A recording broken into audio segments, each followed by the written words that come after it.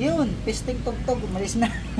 So yun mga panalo, magandang tanghali sa inyong lahat. So for today's vlog, magkakabit tayo ng 4S1M na coolant pump AC. So kanina nagbablog tayo, problema may music kaya nakasalpak na to. So hindi natin na full detail.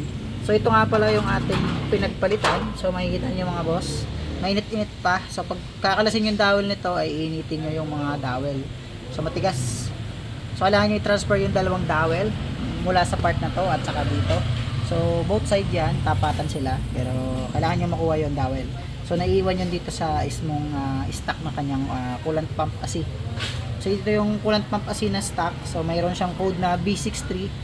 Yan, tapos mayroon ditong 5x2. Ano? So yun, tapos so difference naman tayo mga boss. Sa itsura, almost same. Pangalawa, masyado siya makapal. Makikita nyo sa part na to. Then na-improve niya yung o-ring mga panalo. Kasi yung o-ring niya, mas magandang klase yan. So ito yung orange, mas makunat yan kumpara doon sa itim ano. Siyempre, o-ring lang naman yan. Pero importante yan, o-ring na yan, di ba?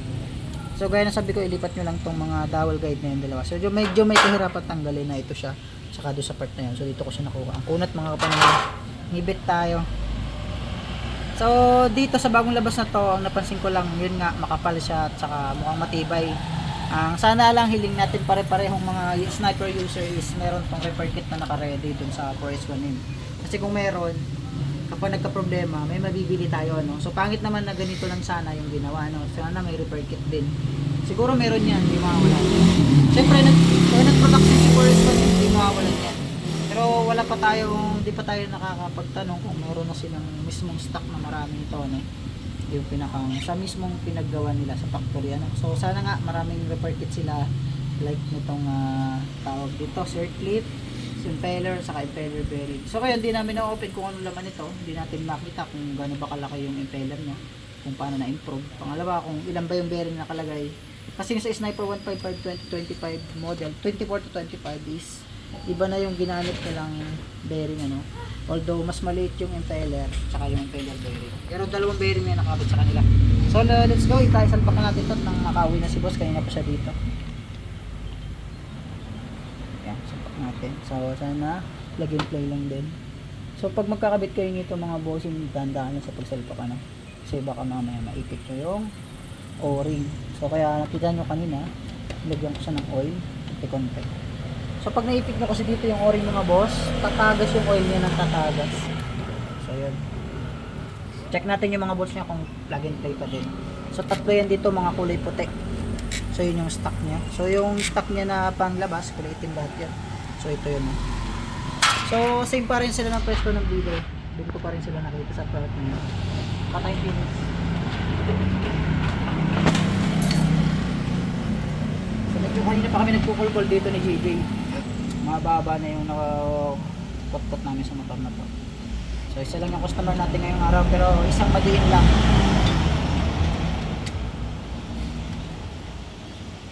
Yan, 4S1M coolant pump AC ang ating kinabit. Siguradong si Uma hindi makakatiis at maglalabas din yan banda-banda dyan. Alam mo naman si Uma, lahat na halos ng pyesa meron dyan. Panloob, panlabas ng makina meron. So sa 4S1M, matagal na pa naglalabas ng mga pyesa sa sniper. So matindi sila kasi nakagawa agad sila ng pang sniper 155. So advanced din si 4S1M. Alright, so dito wala na talaga tong overheat. Bakit? Eto, laki na radiator, naka-ataka. Tapos makita yung mga panyan mga boss, doble. Ayan, kita nyo, laki ng panyan mga boss. Ataka na kayo pag overheat pa yan.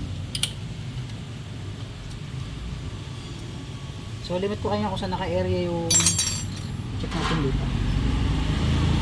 I think sa anahan na. Yes, hirap pala pag nadagyan ng kulant yung kamay mo tapos naggagawa ka ng ganito. Masyado siyang dito na, medyo makapal na siya mga boss.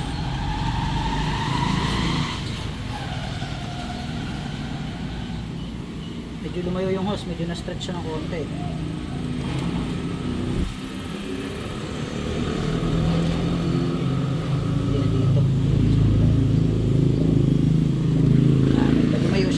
Kasi lumaki yung pump ano.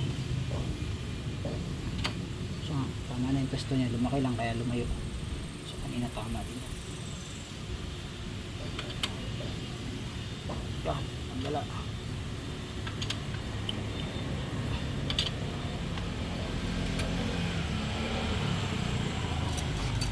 So dito kailangan natin ng mas mahabang bolts. Kasi nalagdagan siya nito. So baka mabilog yun sa loob. So try natin muna ito. Sana huwag tumukod. Pero kailangan natin gawin. Dahil nabibitin yung tornilyo. Kaya natin pinalitan. So huwag nyo kalimutan yun.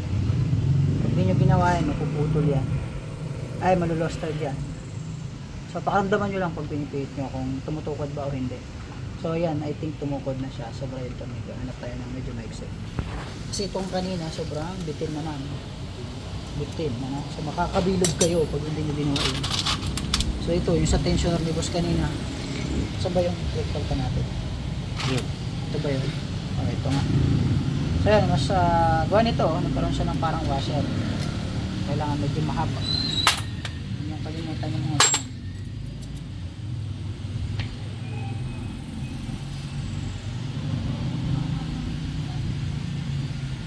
Daan lang. Oh, wait lang na. Delikado. Mas mahaba dapat. Check natin. Kumakapit. Ubus ang thread. Hindi na siya lost thread. Pero bitin. Bitin. Tama na itong kanina eh. Kailangan lang ng washer, no? Saan na isa?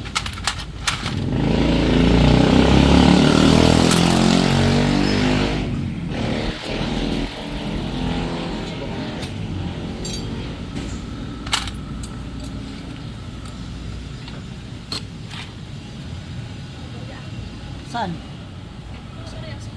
Ay, balik na dyan sa ano at papanuklay natin yan. Ano na? Pasok talaga. Sakit na siya dito. Umihigpit siya pagdating dito sa point na. Kailangan lang natin ng washer. Ano tayo washer? Post mo nga.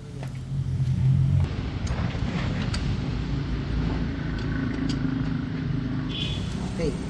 Doon tayo. Kalimutan ng hose. Clamp.